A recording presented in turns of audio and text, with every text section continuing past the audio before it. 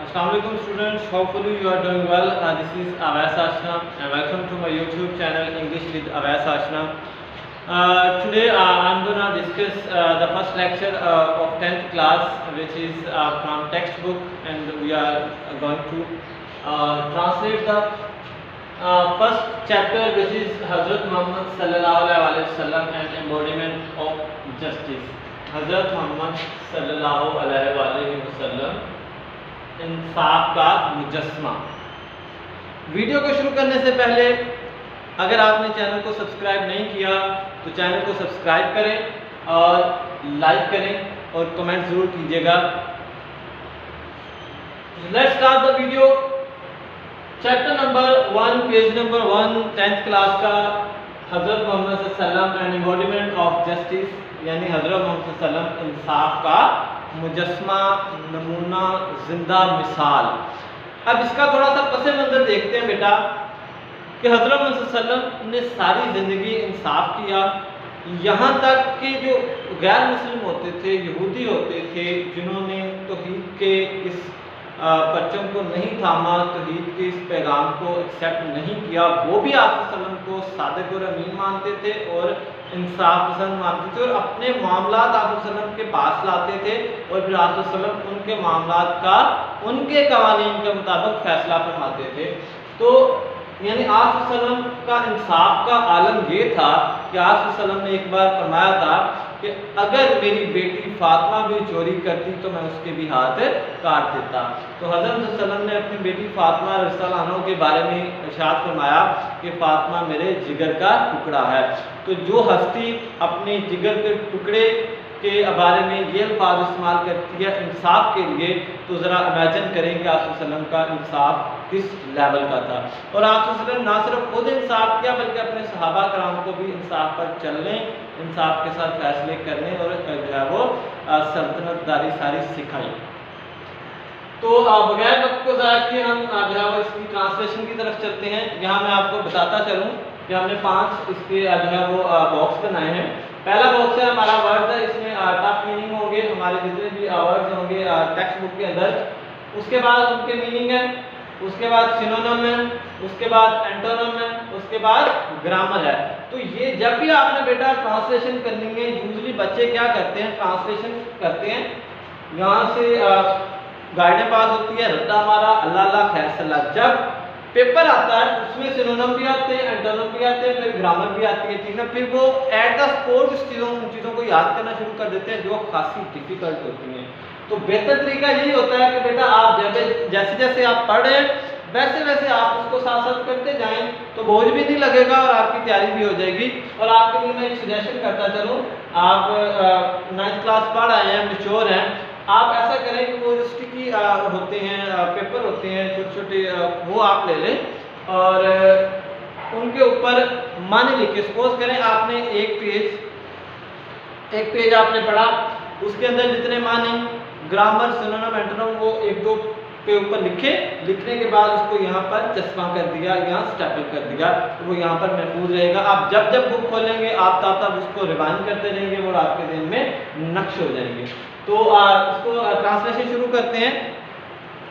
Paragraph number 1, page number 2। हज़रत मोहम्मद सल्लल्लाहु life is a perfect model and example for the people who want to attain goodness, piety and success in their individual as well as social life। यहाँ पर पहली line में हज़रत मोहम्मद सल्लल्लाहु life, तो ऐसा है तो ये एपोस्ट्रोफी है, इसको एपोस्ट्रोफी नहीं पढ़ना, गलत प्रोनाउंसिएशन हो जाएगी। इसको जब हमने प्रोनाउंसिएशन में आना है तो इसको जो है एपोस्ट्रोफी पढ़ना है। एपोस्ट्रोफी लगाई जाती है कंट्रक्शन के लिए। कंट्रक्शन का मतलब होता है कम करना, ठीक हो गया। हज़रत सल्लल्लाहु life is a perfect model and example.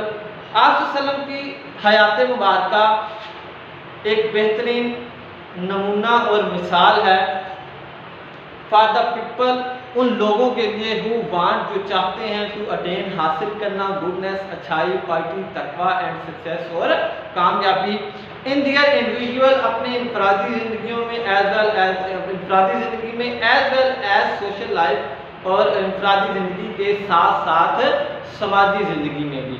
बामुहावरा तर्जुमा करते हैं, हज़रत सल्लल्लाहु अलैहि वसल्लम की ज़िंदगी उन लोगों के लिए एक बेहतरीन नमूना और मिसाल है जो अपनी इनफरादी ज़िंदगी के साथ साथ समाजी ज़िंदगी में भी अच्छाई, तकवा और कामयाबी हासिल करना चाहते हैं।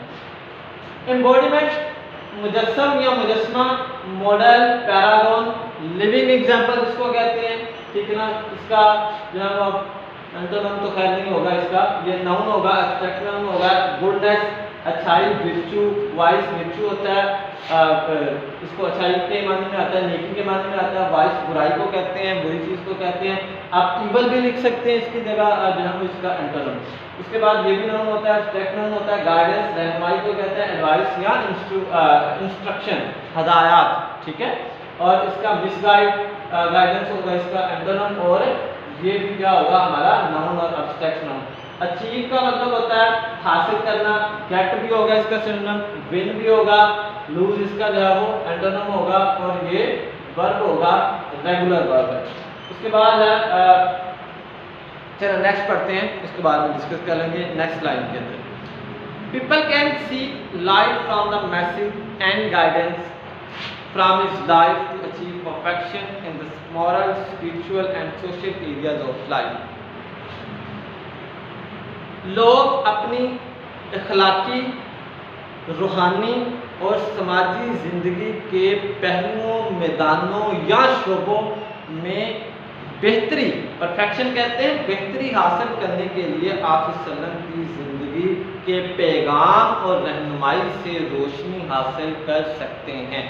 अब यहाँ पर जब आपने बेटा तर्जुमा लिखना है ना,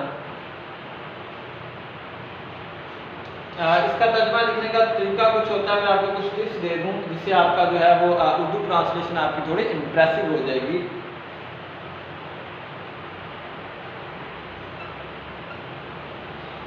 लोग अपनी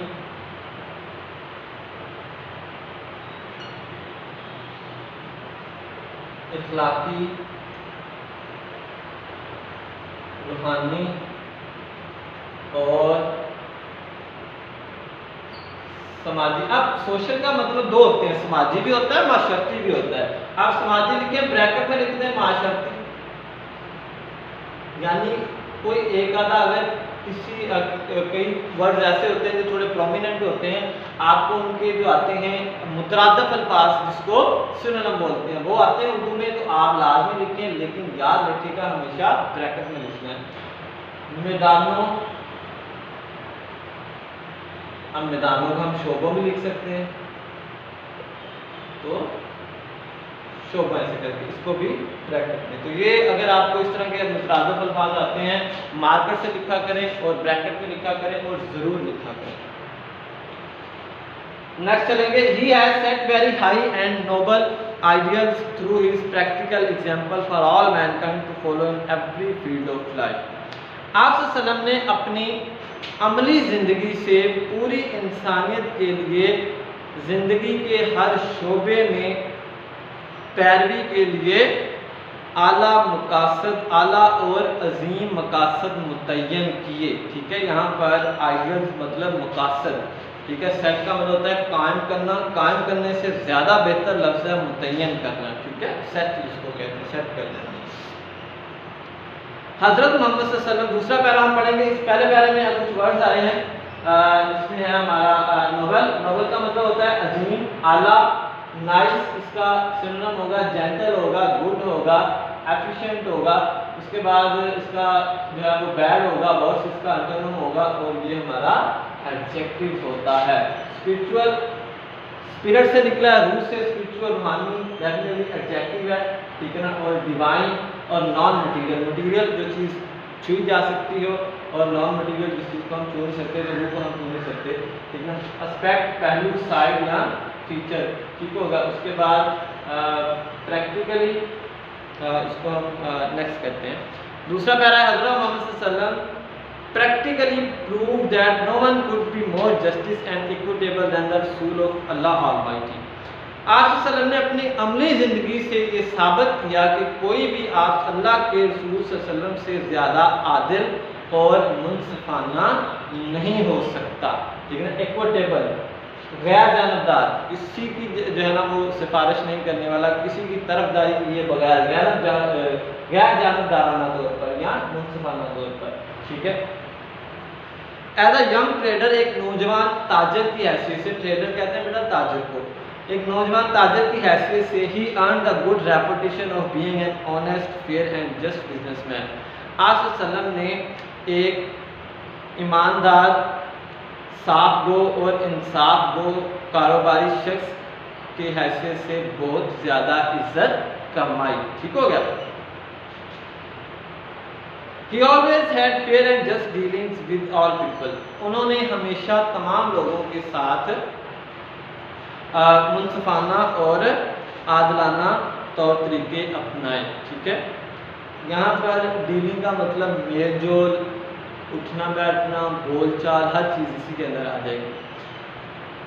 When the Kaaba was being constructed, जब काबा तामीर किया जा रहा था, पैसिव वॉइस का सेंटेंस आया, ठीक है ना, प्रेजेंट पास्ट कंटिन्यूअस का पैसिव वॉइस यहाँ पर है। When the Kaaba was being constructed, जब काबा तामीर किया जा रहा था, there arose a dispute, वहाँ पर एक झगड़ा उठ खड़ा हुआ, अमंग द पीपल, लोगों के दरमियान। अमंग मैं पहले भी बता चुका हूँ, अमंग और बिटवीन दोनों दरमियान होता है, लेकिन बिटवीन दो लोगों के लिए, अमंग दो से ज़्यादा लोगों के लिए। Among the people regarding the black stone, हजर अस्वद, हजर अस्वद को लेकर लोगों के दरमियान झगड़ा उठ खड़ा हुआ। ही से मुराद आसुसलम, he advise the most equitable plan for the setting of the black stone. आप सल्लम ने हजर अस्वद की तनसीब होता है नस्ब करना, तनसीब के लिए बहुत आदलाना मंसूबा पेश किया। दिस प्लीज एवरीवन, इसने हर एक को खुश कर दिया। And save them from a tribal conflict, और उन्हें एक कबायली झगड़े से बचा लिया। वरना अब इसको थोड़ी सी स्टोरी है, मैं बयान कर देता हूँ। इसमें ये था कि 4 कबीले थे, वहाँ पर उनका ये था कि जब ये जन्नत से पत्थर आया तो वो आपस में लड़ रहे थे कि हम रखेंगे, कोई सरदार कहता था मैं रखूँगा, कोई कहता था मैं रखूँगा। तो आप वसल्लम ने एक चादर ली, चादर के ऊपर ब्लैक स्टोन यानी हजर अस्वद को रखा, चारे कोने एक एक सरदारों को 4 कबीलों के दे दिए और उन्होंने उसको उठाया और आप वसल्लम ने अपने दस्ते मुबारक से उसको उसकी जगह पर नस्ब कर दिया। तो ये एक बहुत उम्दा तरीका था जो आप वसल्लम ने अपनाया। यहाँ पर रेपुटेशन बेटा कहते हैं इज्जत को, फेम इसका सिनोनिम होता है, नोटेरिटी जो है वो इसका यानी बदनामी जिसको कहते हैं एंटोनिम होता है, ये जो है वो हमारा नाउन होता है, ठीक है, अब्स्ट्रैक्ट नाउन होता है। डिस्प्यूट लड़ाई झगड़ा, क्लैश इसका सिनोनिम होगा, एग्रीमेंट इसका एंटोनिम होगा और नाउन होगा ये भी। उसके बाद आ जाता है डिस्प्यूट, ठीक है हमारा हो गया डिस्प्यूट। चलें नेक्स्ट करते हैं।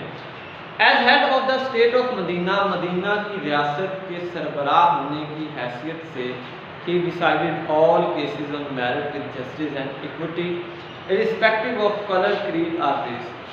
मदीना की रियासत के सरबराह होने की हैसियत से आप सल्लम तमाम मामलात को बगैर जानबदारी के या बगैर, यहाँ पर irrespective का मतलब होगा कता नज़र इसके, यानी बगैर किसी की हमायत किए, ठीक है ना, कता नज़र इसके, यहाँ पर इससे मुराद कता नज़र अकीदा, क्रीद कहते हैं बेटा अकीदे को यानी मज़हब को, कलर रंग को, और रेस नस्ल यानी ख़ानदान, ठीक है।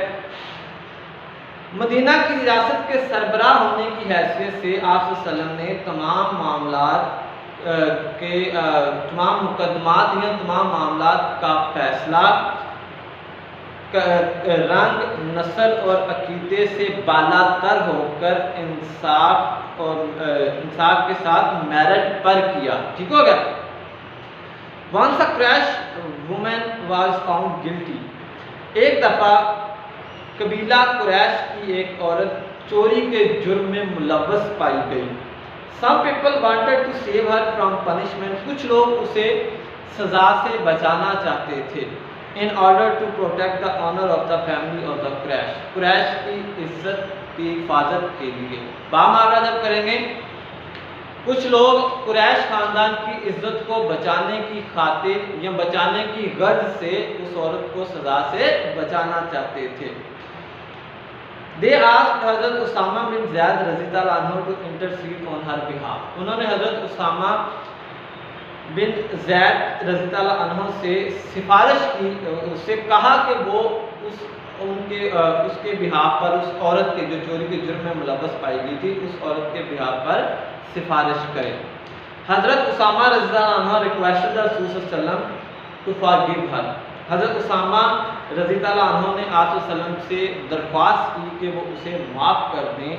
द रसूल सल्लल्लाहु अलैहि वसल्लम वेरी फ्यूरियसली सेड, हजरत मोहम्मद सल्लल्लाहु अलैहि वसल्लम ने बहुत गज़बनाक तरीके से जवाब दिया या गज़बनाक हो के कहा, बनी Israel was ruined because of this. बनी इसराइल इसी वजह से बर्बाद हो गए।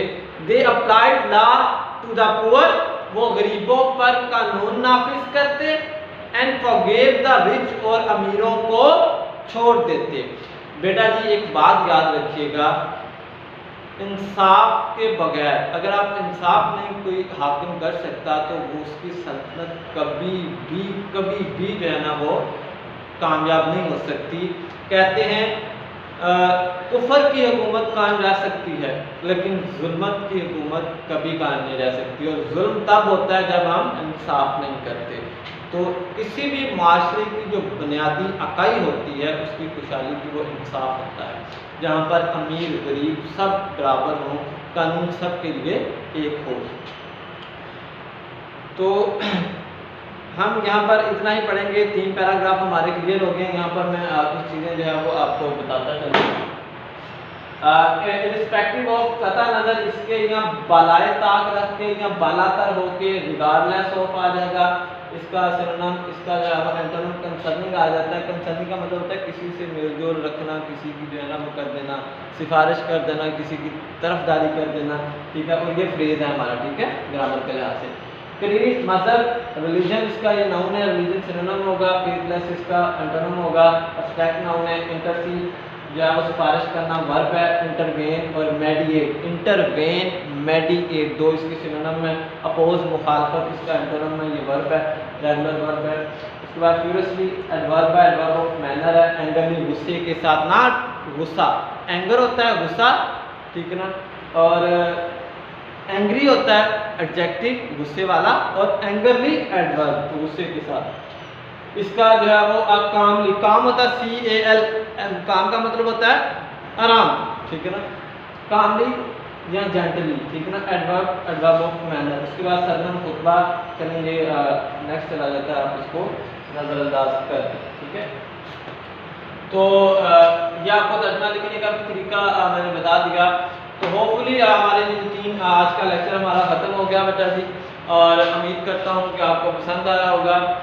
और अगर if you see any kind of disturbance and any kind of further information, you can contact me on messenger if for those boys who have my personal number, and for other people they can text me, they can give your question and drop your question on comments box, and don't forget to like and share.